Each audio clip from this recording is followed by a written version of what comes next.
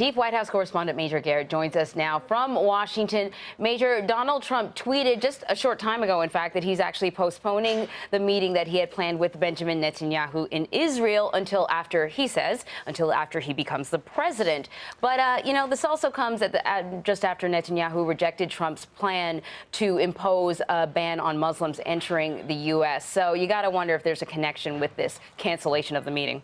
Well, you certainly have to wonder if there is a connection. There does seem to be a action by Netanyahu, a response by Trump. But let's remind ourselves, one of the things that happens with the Trump campaign is every day just seems so full of a new Trump pronouncement. We tend to forget or don't quite remember what's happened recently. And Trump has serious issues with Israel in this sense. He calls himself a friend of Benjamin Netanyahu, but just last week, not 6 months ago, just last week here in Washington, when Trump addressed the Republican Jewish coalition, he said the following: "You're not going to take my money because you can't control me, and you're all really great negotiators. You should like me," drawing on Jewish stereotypes long since rendered irrelevant in American politics.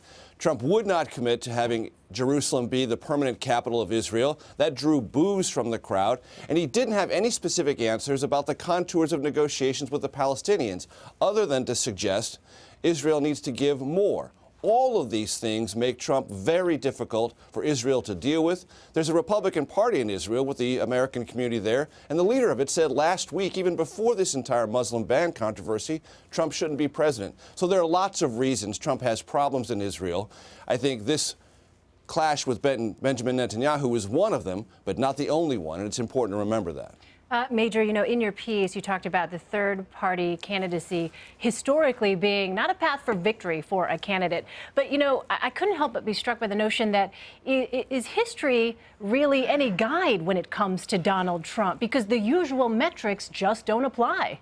Well, the usual metrics, you're right, Elaine, have not applied. All the forces of political physics that I've come to know, gravity being one of them, you say things that are completely outlandish, or in the case this week, utterly unconstitutional and completely at odds and repellent to American values, should bring you down the polls. That hasn't happened yet.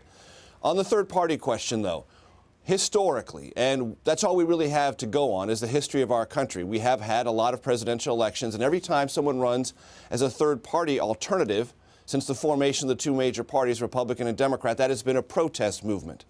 That's what happened to Ross Perot in 1992. It's what happened to George Wallace in 1968 and Strom Thurmond in 1948. It's a path to defeat.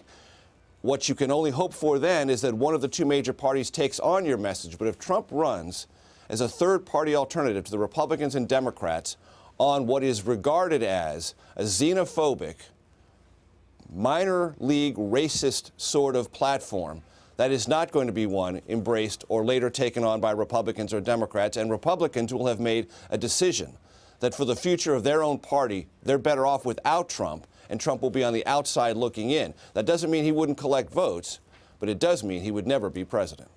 Speaking of a protest movement of sorts, we're hearing more and more about Republicans organizing, raising money to somehow combat Trump. The Wall Street Journal did an article about a guerrilla campaign with secret donors, and a major Bush donor actually put up a full-page ad in a Miami newspaper calling Trump a billionaire. I'm wondering if you have ever seen this before. This is money that could be going towards backing a potential candidate, and instead it's money going towards trying to knock the frontrunner off.